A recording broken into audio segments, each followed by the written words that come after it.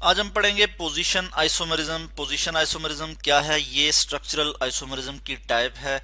और position isomerism में हम कहते हैं कि दो या दो से ज्यादा कंपाउंड जिनका मॉलिक्यूलर फार्मूला तो सेम हो मगर सेम फंक्शनल ग्रुप की जो पोजीशन है वो डिफरेंट हो। ठीक है जी। पोजीशन, अगर मैं पोजीशनल आइसोमर की बात करूं, पोजीशनल POSITIONAL पोजिशनल आइसोमर, मैं यहाँ लिख लूंगा पोजिशनल आइसोमर।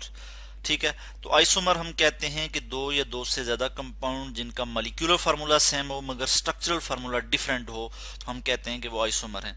तो पोजिशनल आइसोमर जो होते हैं इसमें क्या होता है कि मॉलिक्यूलर फार्मूला तो सेम होगा मगर जो पोजीशन है फंक्शनल ग्रुप की, ठीक है, फंक्शनल ग्रुप की जो पोजीशन है, फंक्शनल FUNCTIONAL फंक्शनल ग्रुप, ठीक है, फंक्शनल ग्रुप की जो पोजीशन है वो डिफरेंट होगी। और फंक्शनल ग्रुप हम कहते हैं कि वो सेम फंक्शनल ग्रुप होगा। सेम, दो जो आइसोमर हैं उनमें जो फंक्शनल ग्रुप होगा वो सेम होगा और उसकी जब पोजीशन डिफरेंट होगी, उसकी जब पोजीशन डिफरेंट होगी तो इस तरह के जो आइसोमर होंगे उनको हम कहेंगे कि वो पोजीशन आइसोमर, पोजिशनल आइसोमर हैं। और इस फिनोमेना को वो एग्जिबिट करते हैं तो हम कहते हैं पोजीशन आइसोमरिज्म, DIFFERENT। पोजीशन जो है उनकी डिफरेंट होगी। इसके अलावा हम कहते हैं पोजीशन आइसोमरिज्म में हम बात करते हैं कि दो या दो से ज्यादा कंपाउंड जिनका मॉलिक्यूलर फार्मूला तो सेम हो मगर डबल या ट्रिपल बॉन्ड की जो पोजीशन है वो जो है वो डिफर कर रही हो, वो जो है वो डिफरेंट हो, तो इसको हम कहते हैं पोजीशन आइसोमर।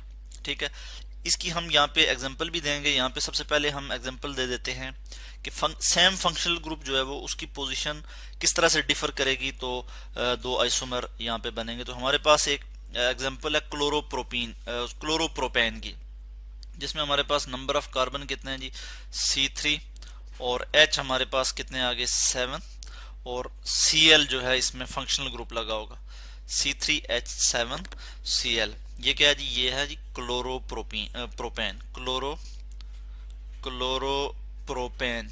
ठीक है, क्लोरोप्रोपेन है हमारे पास। इसका मैं आपको यहाँ पे स्ट्रक्चर दिखा दूं।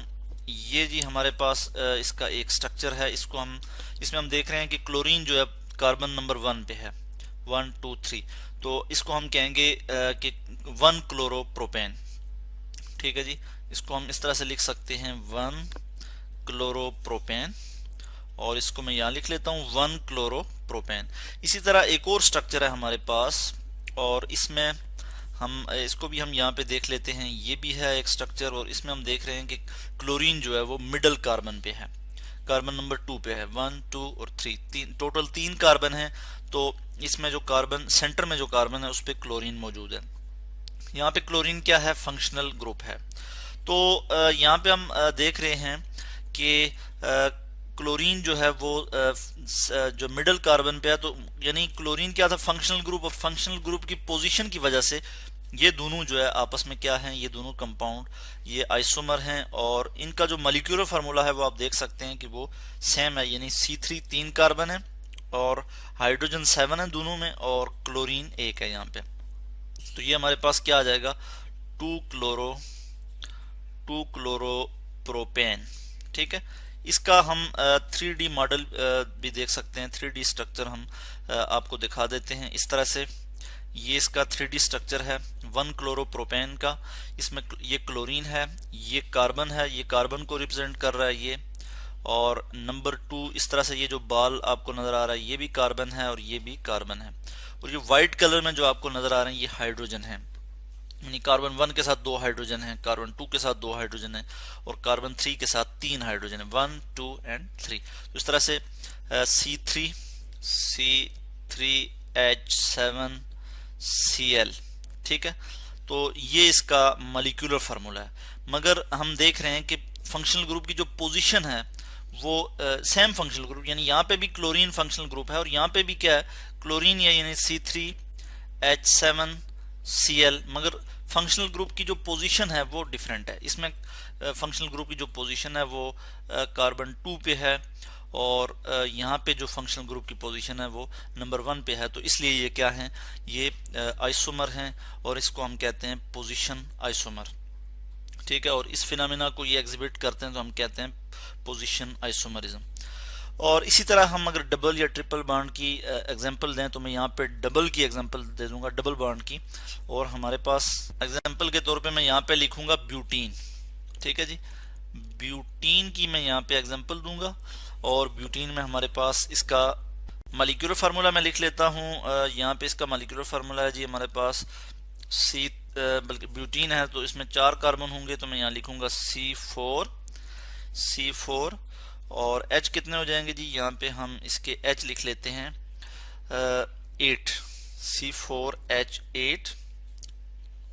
और यहाँ पे बस ठीक है, इसका जो फार्मूला हमारे पास ये आ गया। अगर इसका मैं स्ट्रक्चरल फार्मूला लिखूं तो इस तरह से लिख सकता हूं कि यहाँ पे मैं कार्बन लिख लूंगा 1 2 3 4 कार्बन है। ठीक है, अगर मैं कार्बन 1 पे यहाँ पे डबल बॉन्ड लिख लेता हूँ तो बाकी कार्बन की जो है वैलेंसी यहाँ पे मैं सेटिस्फाई कर दूंगा हाइड्रोजन से, इस तरह से यहाँ पे। और यहाँ पे इसको 2 हाइड्रोजन चाहिए, यहाँ पे 1 2।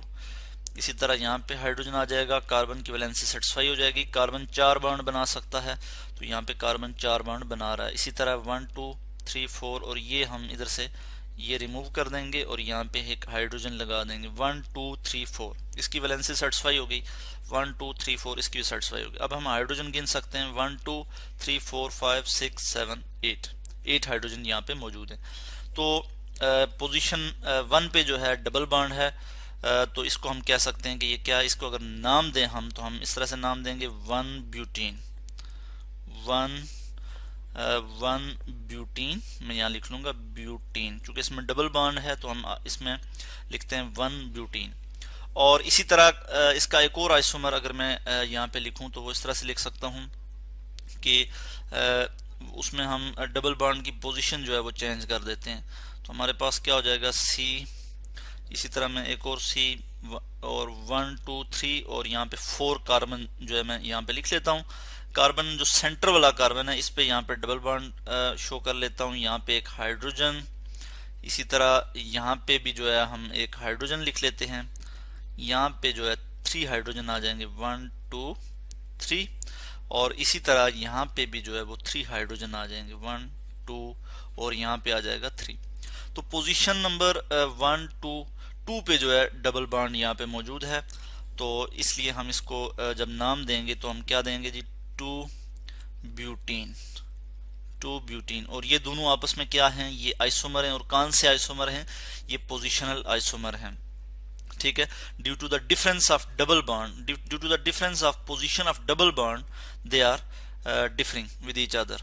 और जबकि इनका जो मॉलिक्यूलर फार्मूला है वो सेम है, यानी C4H8। तो इस तरह से हमने आज बात की पोजीशनल आइसोमर की, कि पोजीशनल आइसोमर क्या होते हैं कि 2 या 2 से ज्यादा कंपाउंड जिनका मॉलिक्यूलर फार्मूला तो सेम हो मगर सेम फंक्शनल ग्रुप जो है उसकी पोजीशन डिफरेंट हो, या फिर डबल या ट्रिपल बॉन्ड की पोजीशन जो है वो डिफरेंट हो, तो उनको हम कहते हैं पोजीशनल आइसोमर।